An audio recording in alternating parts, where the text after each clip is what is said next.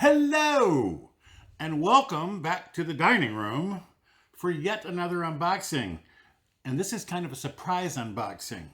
I ordered the PlayStation Edge, the new DualSense controller, the DualSense Edge, for release day delivery, but I only ordered it like a week ago, so I figured it wouldn't come, but it did.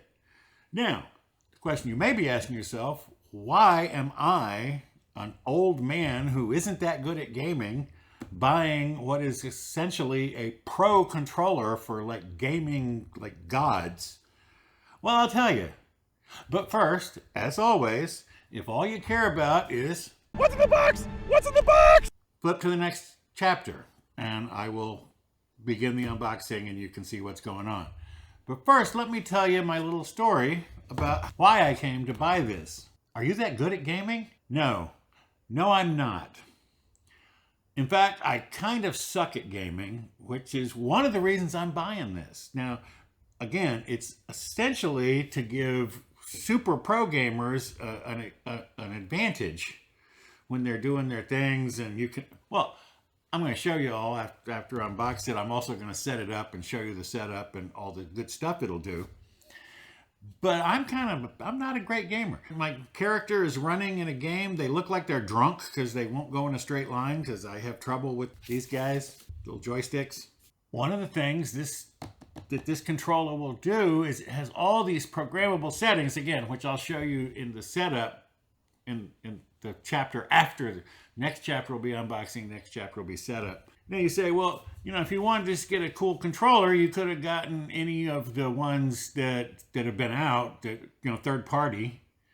Well, the Sony controller, the DualSense Edge, has a big advantage over the other controllers in that the software. Sony has added all this stuff into the software on the PlayStation 5. By the way, this is PlayStation 5 only, if you were wondering. That will enable you to use all these incredible features, which gives it a big advantage over the other controllers. So that's why I bought it, because I think it might make me go from a terrible gamer to at least up to a mediocre gamer. One can always hope by changing the way things work. Because one of the big problems when you're an old man like me and every game has a different button line and I'm constantly hitting the wrong button and dying, and well, in a minute I'll show you how this will stop me from doing that. Well, could stop me from doing that. There's no guarantees. I mean, I'm still not going to be good, but maybe the controller will make me just a little better. Well, let's get into it. Let's open this baby up. It has a tamper seal. Can't resell it now. So let's see what's in the box. Another box. By the way, this is often the case with Sony. So this box opens, it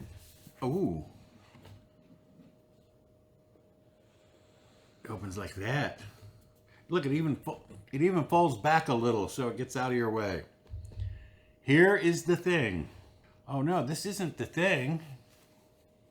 This is another box. But it's a box you want because it's a carrying case. Let's not get this box out of here just yet because it looks like... Okay, Sony, you're finally getting the hang of it. This is not a very thick manual. It's pretty skimpy. I'm pleased. Features, part names, product contents. We'll see all that in a minute. How to customize, how to pair. Replacing modules. There's never anything good in the manual, is there? So this is the carrying case. In case I haven't mentioned this cost $200. This is an extremely expensive controller. It's almost 3 times the price of a regular DualSense controller. They throw in some extras. Well, like release day delivery, even though I just ordered it a few days ago, it still came on the release day. They have these cute little PlayStation dongles hanging on the zippers. See, they have the little, I don't know if you can see that, there's a little PlayStation logo on there. And you can put locks on it. See, when they're side by side, you can put a little lock on there to protect your controller. By the way, if they have the case, they just pick up the case and carry it off. Those little locks aren't going to help you at all. Oh, looky here. QR code right on the inside for, I imagine, getting to a manual or whatnot. But here is the actual controller. And you will see that it looks very much like the regular DualSense controller, which is not a bad thing because the regular DualSense, I've been playing with the PS5 since it came out, you know, what, a year and a half ago, 2 years. How long has it been out? So I've been playing with, and I'm it's a good feel, it's a good fit, it works. Now, some of the changes, well, one of the major changes right away is that they've replaced this matte black with gloss black,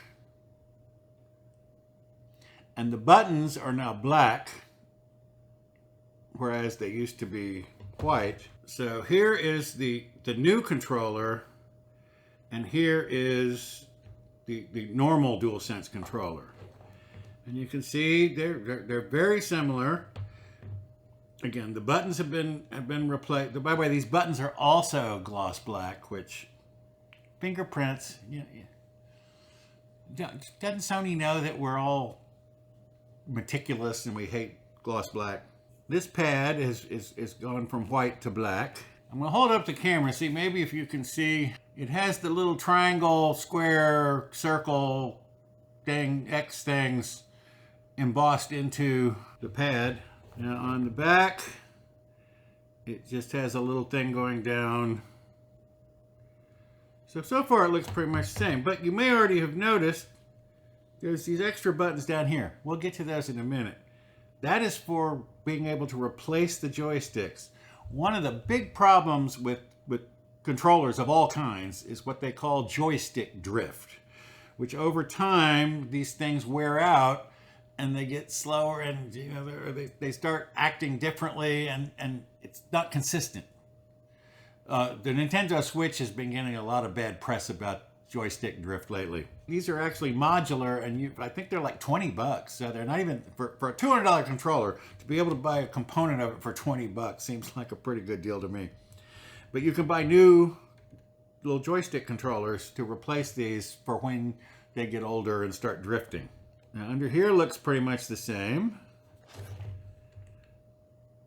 But on the back, these buttons right here control how far these things have to be depressed to click. So see, that goes a little less, and then you put it all down here, and it just a very short throw. So when you're in games, like especially shooters, which is really what this is for, you want to put that down there, and then you can just fire instantly rather than having to travel the whole way. Now, for some games where how far you push it means different things, you might want, but you can change it at any time. And by the way, they're independent, so you can have, like if your firing pin, your firing side, you can put on the short throw, and then the aiming side, where you want a little play in it, you can put it on the long throw. There's these two little holes here for additional controller things, which I will show you in just a moment. In addition to these little guys, we have the release here, which I imagine, takes off this panel so that you can get out these little flip out things here. So you flip that up and you can just pop this out, buy a replacement. Again, I think they're 20 bucks. It'll be in the description below. And then you slide it back in, lock it back down, put my cover back on, snaps back in place, presto. New controller with new joysticks. But wait, we're just getting started. So that's the comparison between the two. The same speaker, we got the same microphone, got the same charging thing. Yeah, they're pretty much the same, but they're very different for reasons I will show you when we go to set it up on the PS5. Because you can see the carrying case has all these cool things in it. Now, one of the things it has in it, and a place to carry with you, is the braided cable, which that's about 2 meters. So it looks like 3 meters, about 10 feet. So it's about a 10-foot cable. Real gamers, pro gamers, being plugged in gives you just that little fraction of a millisecond less lag on the radio waves on the controller. So real gamers like to be plugged in. Well, you can plug in. But wait, it gets better. In here, we have a lock. Put your wire in there like that. You plug it in. So you plug it in. You put the end of the cable that connects to the controller in here. And then you put it into, there you go. And now you push this little arrow down. And this little thing, it grabs, it's not coming off. So, you know, the cat runs through and hits the cable. It's not going to disconnect you. Now, it may pull your PlayStation off of the counter, but or wherever it's sitting on.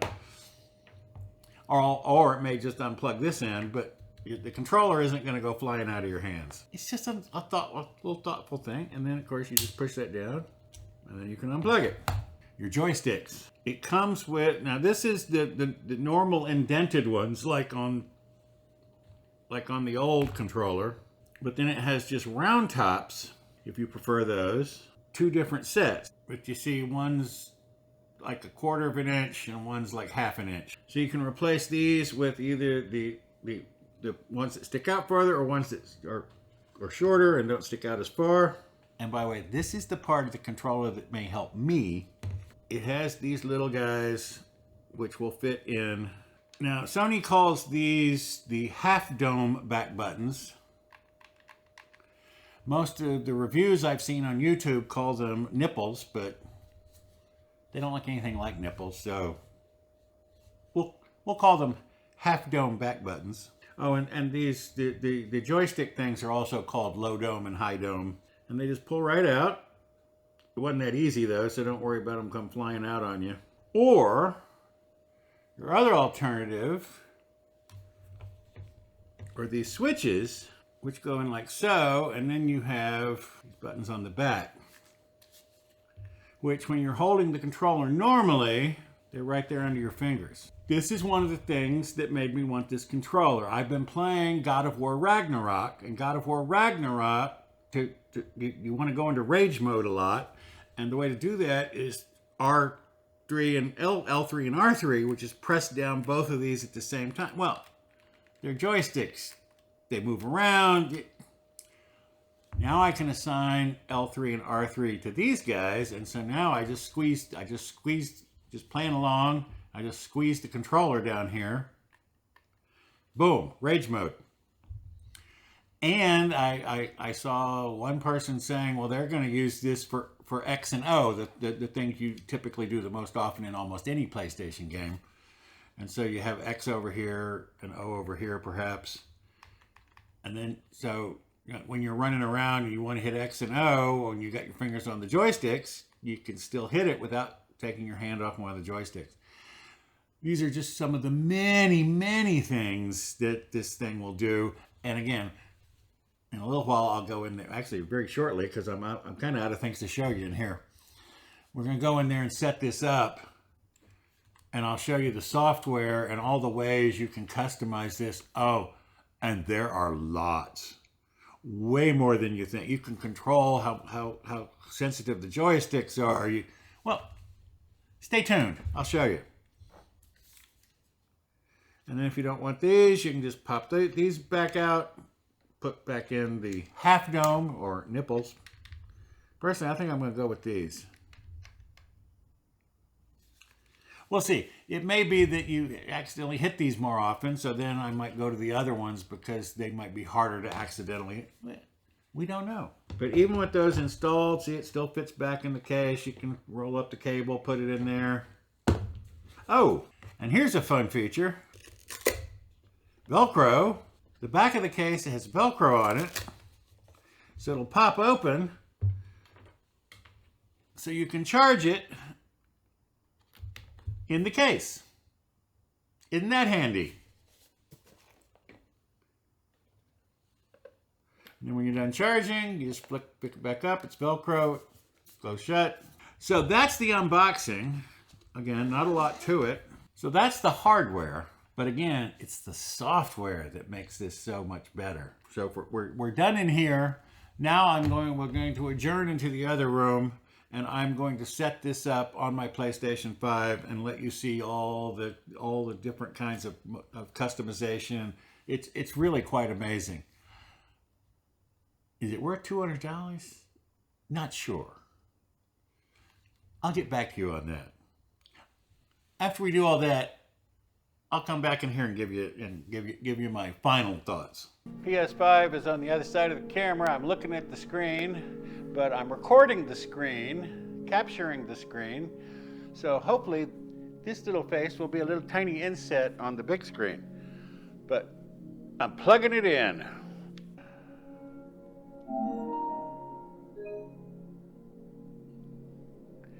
Welcome to DualSense Edge wireless controller. Get started. Customizable back buttons and stop sliders. I already showed you the stop sliders. I showed you the back buttons. The function buttons for quick access. Oh, apparently these buttons here on the front do something. These little buttons down here do stuff too. So I got, whoop. In fact, look, there they are. Okay, we'll get to that. And then the replaceable stick modules and caps, which I showed you. Next, change your button assignments. Yeah, well, that's pretty simple. Adjust the input sensitivity. This is where the software comes in really handy. And the input range for your controller sticks. And here, the create and switch between custom profiles. Here's where the software makes this controller better than like third-party controllers, because you can have multiple profiles stored. I think you can have, well, it'll probably tell us in a minute, but I think you can have 4 in the controller, and then you can have another 30 on your PlayStation. So if you take your controller in its little special carrying case to somebody else's house, you can take 4 profiles with you stored in the controller, but then when you get back to your own house, you can pick between 30. Yeah, use the function button to quickly access your favorite controls and profiles. Press and hold to see your shortcuts.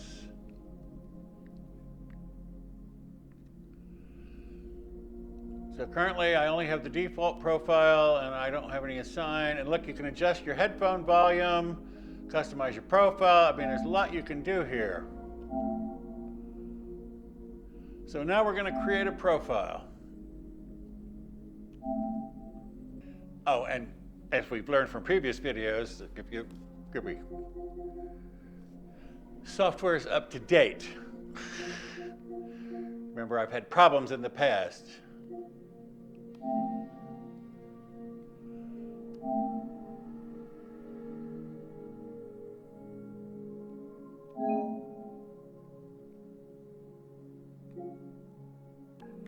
Okay, so this is for God. I'm creating this for God of War Ragnarok.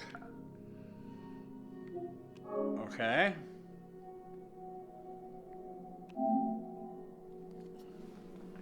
And here are all the buttons. Now remember, what I want is L3 and R3. Oh, great. Oh, wait, there it is. I was going to say, it's the one thing you can't assign. There it is. L3, R3. Oh, notice over here on the right, where it says back to game, it's dimmed out. I'm not playing a game right now, but you can do this on the fly while you're playing. You can hit the function thing, go in, mess with your profiles, change your key settings, and go back to your game, or change profiles. So it's really quite amazing. Now while we're here, let's look at the stick sensitivity and dead zones. So on the left stick, here's the default sensitivity curve, and you can see we've got quick. It accelerates as you tilt. Great for fast-paced shooting games. Precise.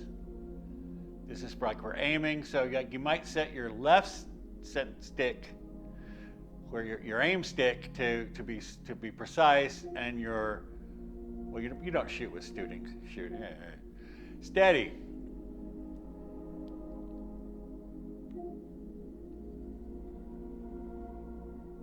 So digital, it's kind of like boom, boom, it just goes to maximum, and then dynamic.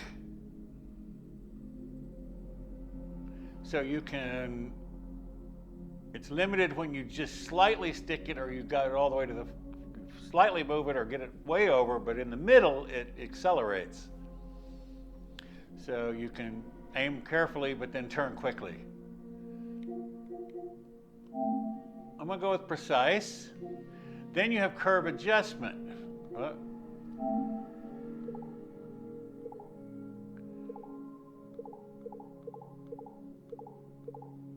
Let's see if we get here, we're back, that's almost back to the default, which is linear.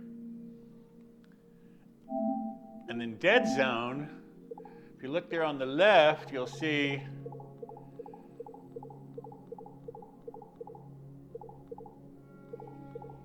so I've got 20%, I can push it, and 20% of it it's not going to pay any attention to. So if you're, oh, and look on the right here, see?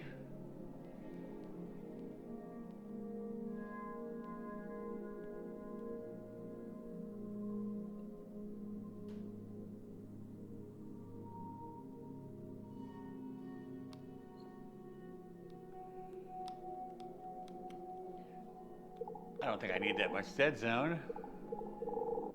On the right, there, see the white dot is, that's how far, if I hadn't changed this, the controller would be already have moved it to there, but my adjusted input is way behind, and then it catches back up, see, at the end. Pretty cool.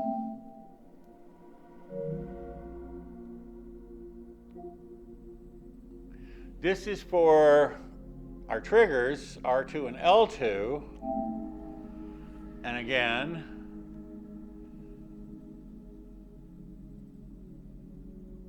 you can apply the same to both with the little dot thing up here, or you can set them separately. So again, if you want L2,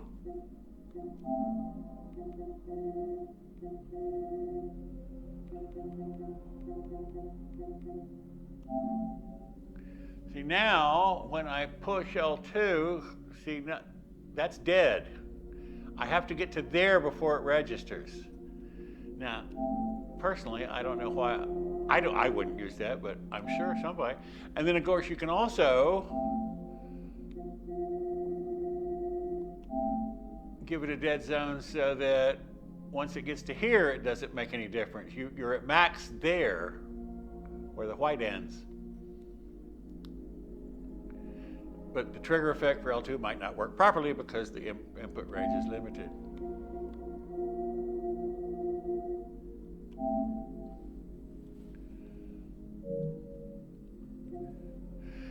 You can also customize the vibration, and apparently this has quite the little vibration thing going on.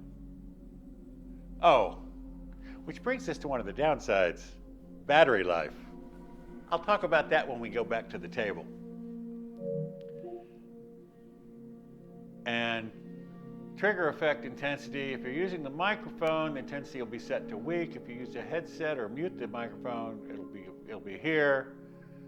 And if you've adjusted the L2, R2 stop sliders, the trigger effect will turn off, okay?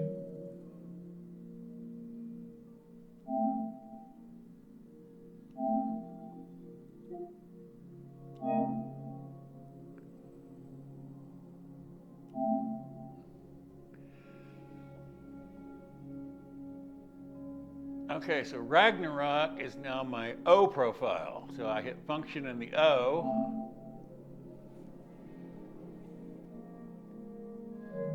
I go to Ragnarok and I hit function and triangle and I go back to the default.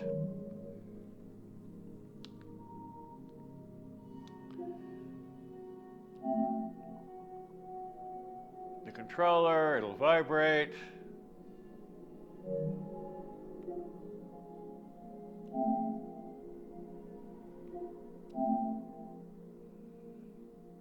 Oh, see, you can set it to just the profiles or just showing you the current profile.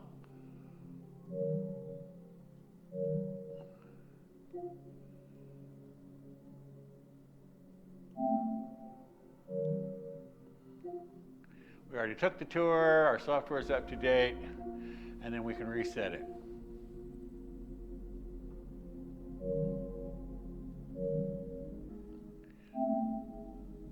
Well, let's run into Ragnarok and try our new triggers. See if I can trigger rage mode. See, that's what I was telling you about how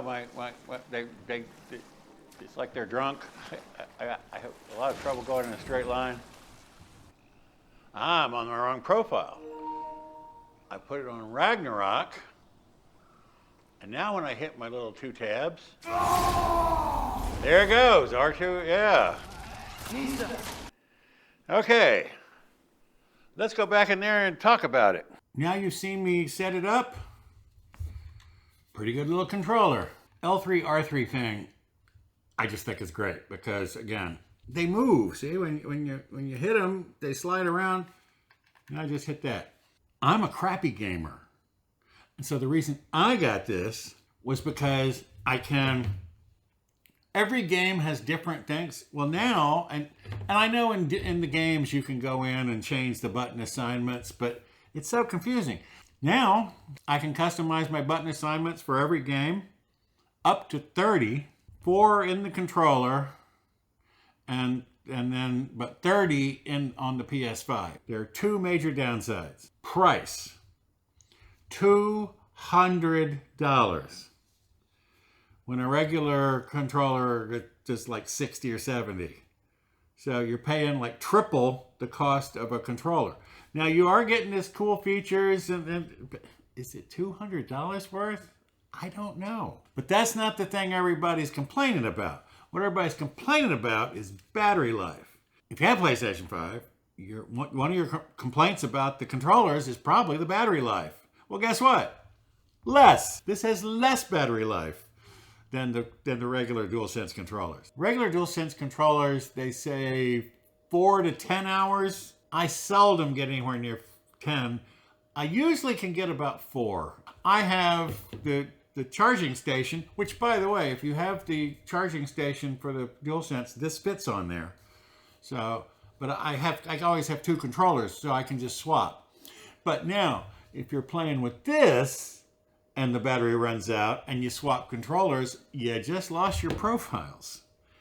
So then you'd have to have 2, which means you'd have $400 worth of controllers for a $500 console. That doesn't sound like the best use of your money. That's just me. I probably would not have bought this except, well, you watch the channel, you know if it's new and cool, I have to have one. Well, I have one. But again, being a crappy gamer is as good a reason to buy one of these as being a really good gamer. Now, good gamer, you'll get a little extra, you'll get that extra thing, so in competitions and stuff. And again, if you use it wired with the little lock thing, which is brilliant. So good gamers, yes, but bad gamers, like I said, I can change the settings. If I can't ever get the triggers to work right, which, by the way, is a common problem with me, is having problems getting triggers and things to work. Well, now I can go and adjust the sensitivity. And maybe, well, keep my fingers crossed, I'll be able to adjust the joysticks so that my characters don't run like they're drunk. The main question is, should you buy one of these? The answer is, if you have $200 that you don't know what to do with, well, yeah, go ahead. If you're a super competitive gamer and you want every little edge you can get, well, yeah, get one of these. Or if you're a really crappy gamer and can afford it, yeah, battery life, that's going to be an issue. Now, again, so basically, if I'm using this controller and I have it all customized up for a game and the battery runs out, well, I'm going to have to quit playing that game while I recharge this controller. Now, I don't know if you watched when I was on the PlayStation. I have a lot of games. In fact, I bought like 5 major games in the last few months. I'm still playing God of War Ragnarok, and that came out last year. A new Hyperdimension and Neptunia came out, the Sisters thing. It came out day before yesterday. I have some JRPGs. So I have just a pile of games to go through.